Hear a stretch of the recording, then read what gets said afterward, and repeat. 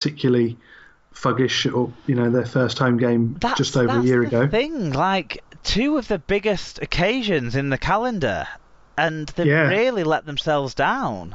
Oh, and that game, the TV broadcast didn't show you they were very cunning in the way they directed that, and they really cut away from some of the worst bits. I've still got some photos somewhere of some of the outright thuggery that there was going on, and it was just, that was just appalling. But again, and similar point that I made about Fev earlier, that they just didn't need to do it. It wasn't so much. It was dickheadery rather than thuggery in this one to an extent for me. But they had the rugby skills to play, and they could easily have made a much closer game of this had they just not been twats. Closer game. They were winning. They were definitely the best team in the first 20 minutes. And Gareth O'Brien was playing great at fullback. He was showing that he can pass both ways. He was instrumental in both tries being set up. Well, he was things do go both ways, such as respect. Yeah, he was. He was helping. He was. They looked really fluid. They were moving it around. They were trying to avoid the physical stuff. It felt like to a certain extent. They were trying to fling it quickly, weren't they, and exploit those edges. And basically, in doing so, kind of free up the energy of the middles for defending as well. I would think. But it didn't work out that way. Liam Kay's... Actually, before Liam Kay's sin binning, because Toronto are getting all the flack in this one, apart from Toronto, I think that Warrington deserve a bit of criticism. Or a certain commentator employed by the BBC, who was surprisingly not giving them any flack either. Brian Noble? Yeah, he did. He was critical. Well, just although like he Rowley did was, say he said the same. He said the right things in terms of we let ourselves down. We're on our worst enemies, and it's not acceptable. Well, we're going to have to have a good conversation about it. But then they were kind of Both of them tried to excuse the Macron thing and said that was harsh, and no way was that anywhere close to being harsh. No, we'll give that a full blow by blow go through in a second, because that is, like you say, the one that's drawn the most conversation. So before the K Simbining at the Cooper try, that's when Warrington made a point of reasserting their physicality. I felt, and it was at that point that the game started to turn, because there was a bit of biff after that, wasn't there? And then he pulled Ashton Sims up to have a chat, and Ashton Sims was saying my hair was getting pulled.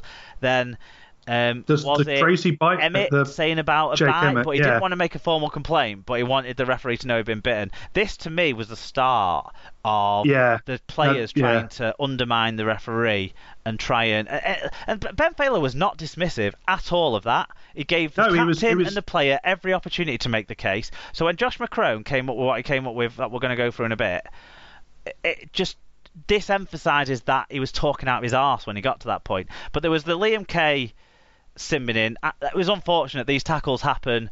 I don't think there was a malice in it, but it was the right call to sin bin it because it was a dangerous tackle. Definitely, yeah. And Kay was the instigator of putting him in the dangerous position there. And the Wolfpack still did really well. They lasted that period just about, and then obviously the try struck pretty much the set that Kay had got onto the field, back onto the field when Charnley, great finish in the corner. Josh Charnley has been so great for Warrington since he came back. But that came when they were still down a man, because the sending off had happened 2 minutes before. What do you make of that incident? I think it was a red card. I think it was contact to the head. It was harsh in the fact that because it was at the jaw, people don't think those injuries are as dangerous. However, in terms of potential for putting someone out of the game, it's got as much as a contact direct to the temple. So I don't see that it's any excusable in any way. Yeah, I mean, I'm not arguing with a red card. He threw a punch and it landed.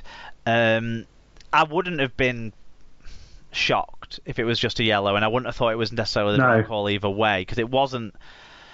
it was more a sort of jab, and you kind of see jabs sometimes let go. But the thing is, it already aggravated a situation, and then threw the punch. So I kind of think red card, not a problem. I'm surprised Bryson Goodwin didn't get sin-binned. That's what I thought, because that was looking very coming in over the top like that. Yeah, it did look like he could have either for the rushing in or for the actual physical action that he was doing. And I'm not sure if that didn't wind them up a bit more, turn the Wolfpack into the victims in their own head at that stage. They'd already started to feel a little bit like that around the Cooper try, which was ludicrous that they'd let themselves get tricked into that by Warrington not doing much. And by the way, actually, back to that, why didn't Chris Hill get sin-binned? He was disrespectful too. He just ignored Ben Failer completely. He didn't mouth off to Ben Failer. He just shook his head, didn't he? He didn't mouth off to Ben Failer, but he just kept talking to Ashton Sims and ignoring Ben Failer, telling him to go away. Yeah. And then when they had a conversation later on, he did sort of say, "What about this?" But that's what players are all doing, and he did shut up and let Ben Failer at least talk before he said, "What about this?"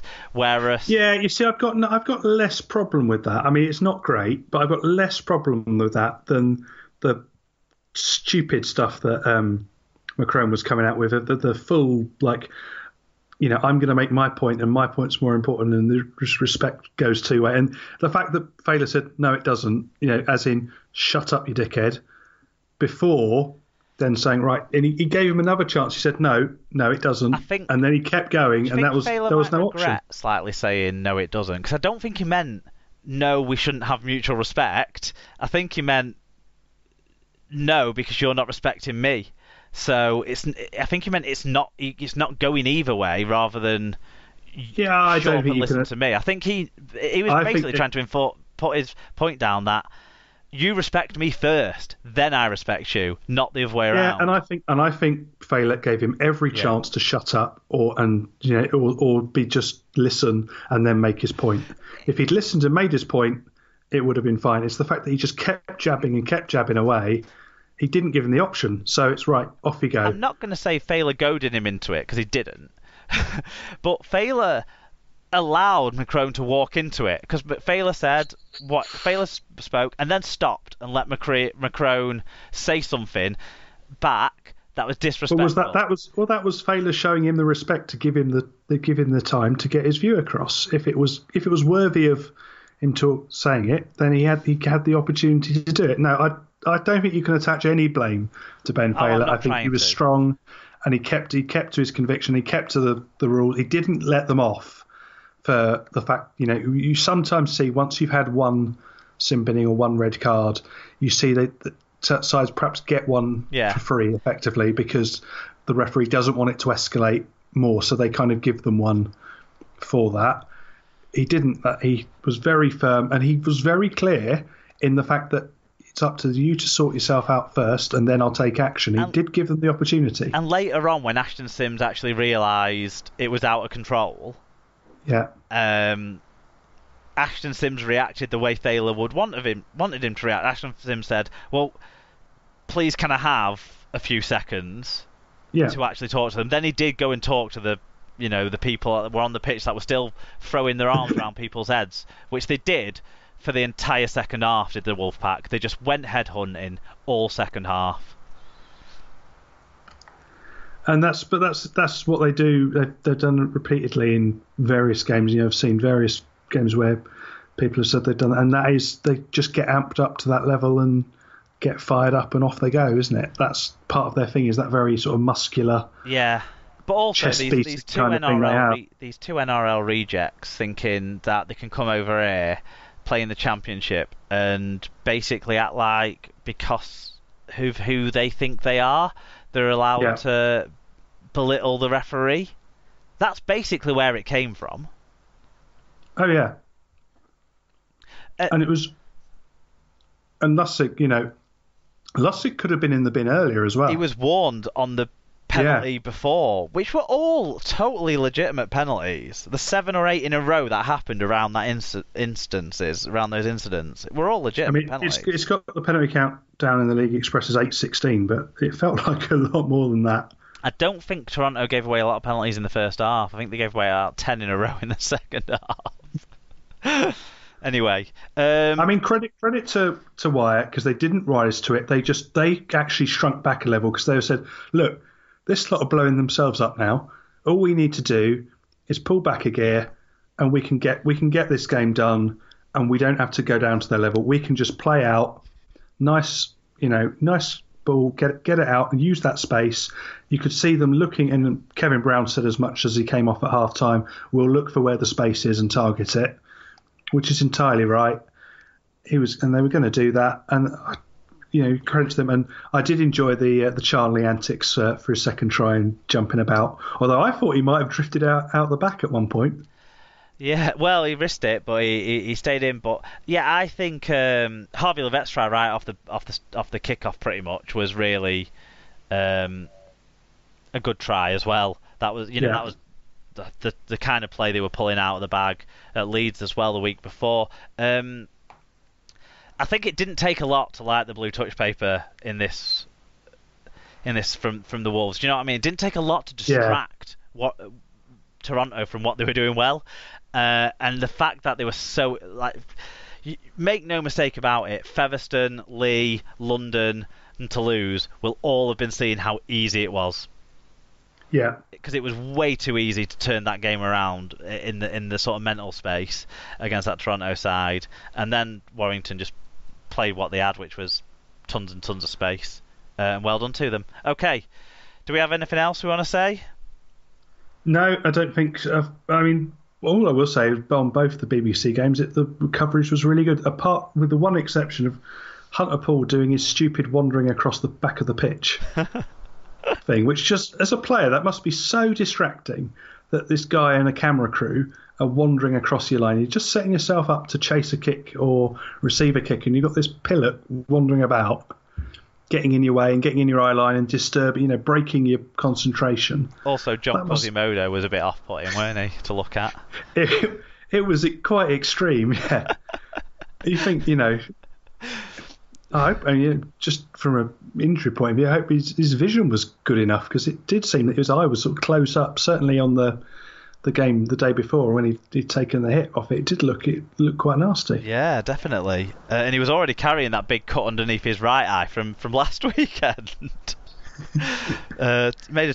It's proving his toughness in that to try and earn a new deal for next year. Okay, the draw for the next round has taken place as well. The BBC were able to shift around some repeats eventually, to show this live on BBC. I mean, Cash in the Attic was delayed, which obviously will upset many people.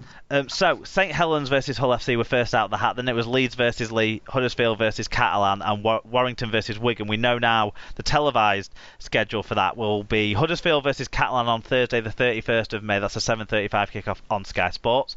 On the Friday at Fev is Leeds versus Lee, 1st of June, 7:35 kickoff Sky Sports again for that. Then my hopes of Wigan being on the Sunday were blown out of the water. Wigan are the Saturday game, 2nd of June, 2:30pm BBC 1. This means I'm going to have to drive because Liam won't be going, which is annoying.